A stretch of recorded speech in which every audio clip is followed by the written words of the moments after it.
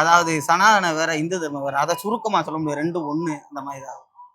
அதான் நான் ஏற்கனவே ஆரம்பத்தில் சொன்னதுதான், சனாதனம் வேறு ஹிந்து வேறு அல்ல. சனாதனம் என்று சொன்னா எட்டர்னல் அர்த்தம், நீண்ட நெடிய பாரம்பரியமாக தொன்மை வாய்ந்த ஒரு வாழ்க்கை முறை, அதுதான் சனாதன தர்மம். அறம் தமிழ்ல. கிறிஸ்டினும் முஸ்லீமும் வந்த பிறகுதான் கிறிஸ்துவ மதம், இஸ்லாமிய மதம், அதுக்கப்புறம் இந்து மதம்ங்கிற ஒரு விஷயத்த புரிதலுக்காக பேச ஆரம்பிச்சாங்க. சனாதன தர்மம் வேறு ஹிந்து தர்மம் வேறு, ரெண்டும் ஒண்ணுதான் சுப்ரீம் கோர்ட்டே சொல்லி. இன்னொரு விஷயம், அன்றைக்கு திராவிட மாநாட்டில் ஃபர்ஸ்ட் டைம் பேசுறாரு இல்லையா, டெங்கு மலேரியா போல ஒழிக்கிறேன்னு சொல்லிட்டு, அதுல அந்த மாநாட்டில் கி வீரமணி அவர்கள் சனாதனம் வேறு ஹிந்து தர்மம் வேறல்லன்னு அவரே சொல்லியிருக்காரு.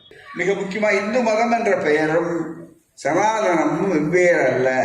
முதல்ல இதிலிருந்து தெரிந்து கொள்ள வேண்டிய அளவிற்கு இதை புரிந்து கொள்ளுங்கள். அவருக்கு மேற்கோள் காமிக்கிறார் ஒரு புத்தகத்தை.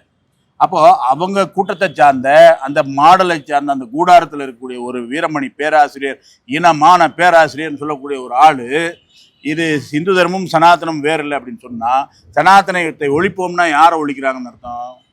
இந்துக்களை ஒழிக்கிறோம்னு அர்த்தம். இதை மக்கள் புரிந்து கொள்ளணும்.